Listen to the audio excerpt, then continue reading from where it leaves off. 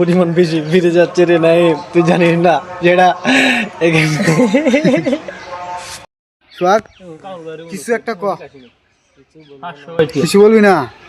মানে এই যে আমরা ছোটবেলার সময়টা যে আমরা একটা সময় পার করছি, বৃষ্টি এটা সাইকেল বাড়াই না 2 ঘন্টা দৌড়াইতাম, এই সময়টা আমরা কিরকম মানে ফিলটা কিরকম আসলে এই সময় ছোটবেলার সময়টার কথা কিছু সময়টা অনেক ভালো ছিল। এখন বড় হয়ে আরে বাইরে টেনশন বেড়ে যাচ্ছে রে। ছোটবেলার দিনে ভালো ছিল রে, আরে মিস করি রে, মিস করি অনেক অনেক মিস করি ছোটবেলার সময়টা।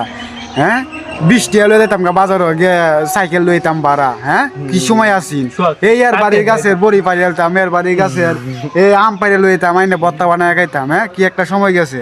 আরো অনেক মাথা ভর্তি টেনশন, কয়দিন পরে ফুলা ফান হইব, হ্যাঁ টাকা পয়সা কামান লাগবো, এইগুলা এই টেনশন খালি মাথার মধ্যে ঘুরে, খুব টেনশন।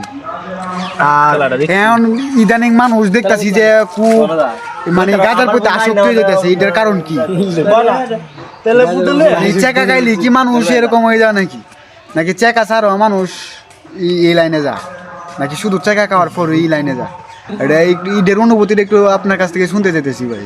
যদি আপনার সম্পর্কে কিছু ধারণা তাই একটু বলতে পারেন। চেকার পরিমাণ দুকার পরিমাণ বেশি ফিরে যাচ্ছে রে নাই, তুই জানিস না যেটা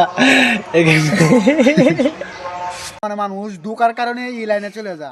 মানে চেকার চেয়েও বড় একটা জিনিস আছে, এটা কি জানলাম আজকে তোমার কাছ থেকে, যে ধোকা। ধোকা মানুষকে অনেক নিম্ন পর্যায়ে চলে নিয়ে যায়। ধোকা এমন একটা জিনিস যে ধোকার কারণে মানুষ অনেক মানে অনেক গভীরে চলে যায়। এই গভীরটাই যে কি মানে আমরা বেছে নিব তাহলে গাঁজা।